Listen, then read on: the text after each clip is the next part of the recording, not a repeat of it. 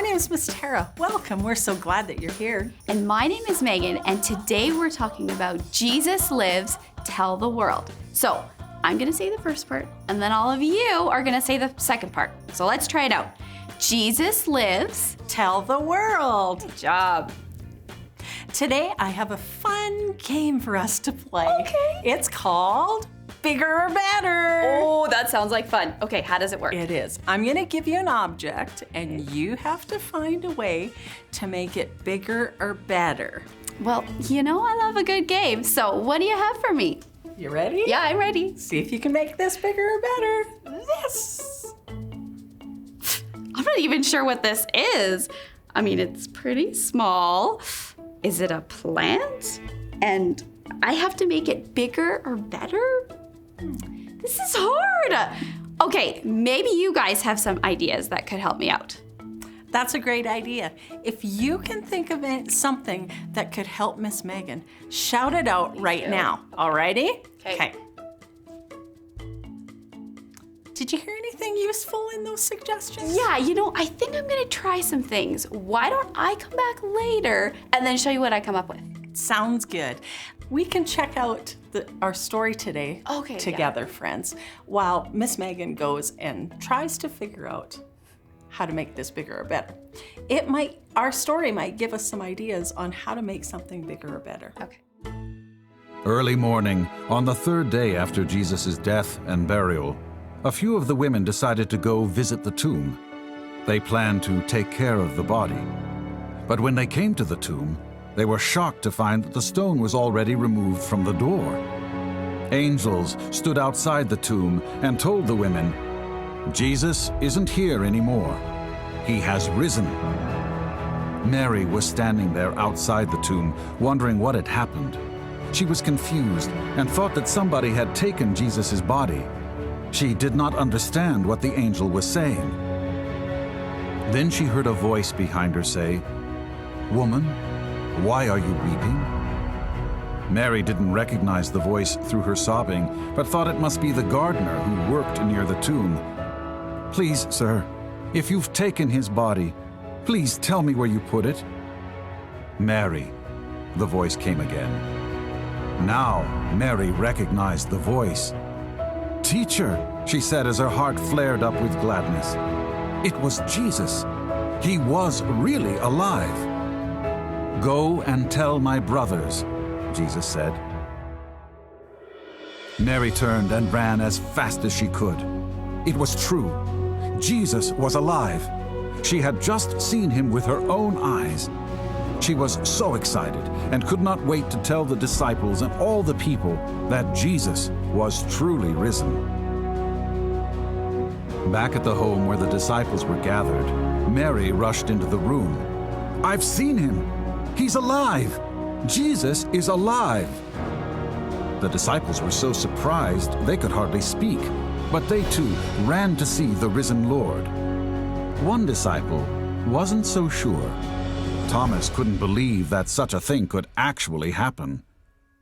He loved the Lord so much, but did he really rise from the dead? Surely it couldn't be. "Unless I see his hands, place my finger into the mark of the nails, and put my hand on his side, I will never believe," Thomas said. One day, Jesus appeared to his disciples as they were sitting in their upper room. He didn't use the door. He simply walked through the wall. The disciples could not believe their eyes. It was really Jesus. He was alive. He was standing there in person, in their midst. Jesus even ate with them, so they could truly see that he was a real person and not a ghost. Then, holding out his hand, Jesus spoke. "Thomas, put your finger here. See my hands. And put your hand and place it in my side. Do not doubt. It's me. Believe." He turned to Jesus, embracing him with great love and affection. Jesus was truly alive. Jesus appeared to many other people, and soon word spread of his resurrection. As people retold the account, many more became believers. Everyone marveled at the fact that Jesus, the Son of God, came in human form to bring redemption and salvation to anyone who would believe. Jesus was the only sacrifice that could appease God's anger towards sin. He was the only way to enter eternity with God in heaven. To this day, we proclaim this wonderful message to all who are willing to hear. When Jesus was appearing to his friends, the disciples, as well as other believers, he did it so they would know Jesus lives. Tell the world. They weren't just imagining that they could see him. It was really him. They saw him. They touched him. They spoke to him. But Jesus didn't want just a few people to know that he had risen from the dead and was alive. He wanted the entire world to know. He wanted the good news message to grow and spread, to get bigger and better through the entire world. Speaking of bigger and better, did you figure out a solution to the object I gave you? I sure did. I'm gonna make this bulb bigger and better by adding hot water. So we heard in our story about Jesus appearing to his friends and other believers. If he just appeared to them and they didn't tell anyone, it would be like this bulb. But when they shared the message of the good news, the message grew and grew.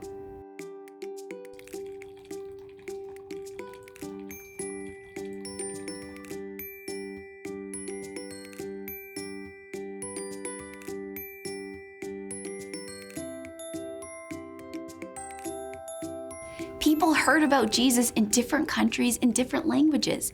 It literally spread all over the world. Jesus lives. Tell the world. It got bigger, just like this flower. Wow, you did a great job, Miss Megan, figuring out how to make that bulb get bigger and better. This month, we're talking about how every single person needs to hear that Jesus lives. Tell the world. Our memory verse is the commandment Jesus himself gave us. This is what it said. He said, "Go into the world and preach the good news to everyone." Mark 16:15. Let's say that together. Okay. He said, "Go into the world and preach the good news to everyone." Mark 16:15. What a great verse. And I think it's pretty clear what we're supposed to do. Absolutely. We know Jesus lives. Tell the world. Thanks for joining us, friends, and we will see you next time. Bye.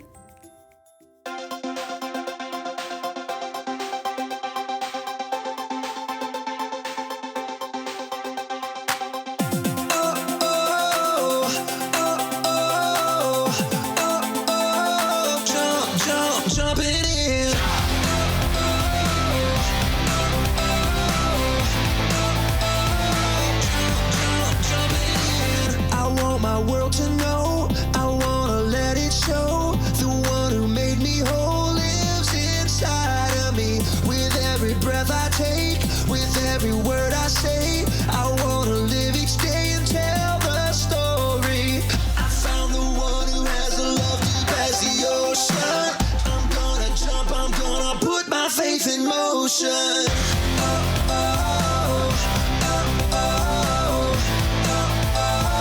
Jump, jump,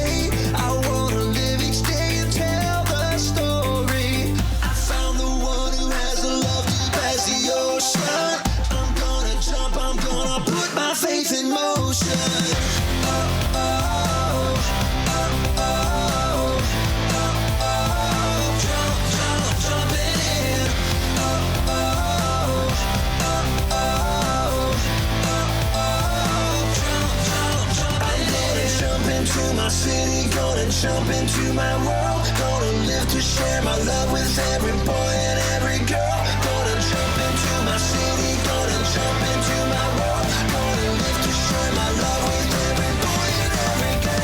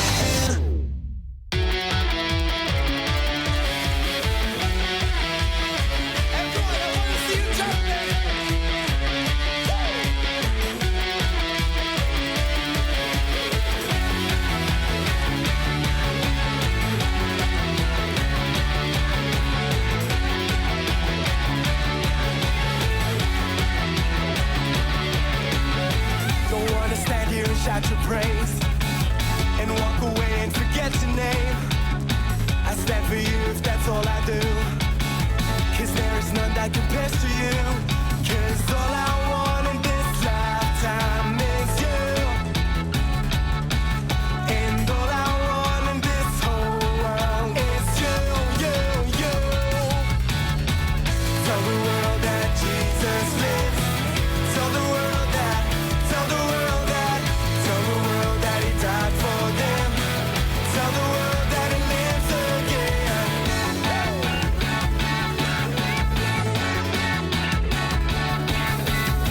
No longer I, but Christ in me. It's the truth that sets me free. How could this world be a better place? But by thy mercy, by thy grace. 'Cause all I want in this lifetime is you, and all I want in this whole world is you, you, you. Everybody now! Tell the world that Jesus lives. Tell the world that, tell the world that, tell the world that he died for them. Tell the world that he lives again. Tell the world that Jesus lives. Tell the world that, tell the world that, tell the world that he died for them. Tell the world that he lives again. From the front to the back, let's go, come on. Come on, come on, we'll tell the world about you. Come on, we'll tell the world about you. Come on, we'll tell the world about you. Come on, we'll tell the world about you. Tell the world that Jesus lives. Tell the world that, tell the world that, tell the world that he died for them. Tell the world that he lives again. Tell the world that Jesus lives. Tell the world that, tell the world that, tell the world that he died for them. Tell the world that he lives again. Come on, we'll tell the world about you. Come on, we'll tell the world about you. Come on, we'll tell the world about you. Come on, we'll tell the world about you. About you. Hey everyone, my name's Miss Tara. I wanted to share some announcements with you today. This month, we started a new offering project. We are going to be supporting the Calgary Pregnancy Care Center. This organization helps many families and moms who just need a little help with their babies. Let's check out this video to learn more about the work they do. What difference does one baby bottle make? Well, a lot. A baby bottle begins its important journey when you pick it up and bring it home.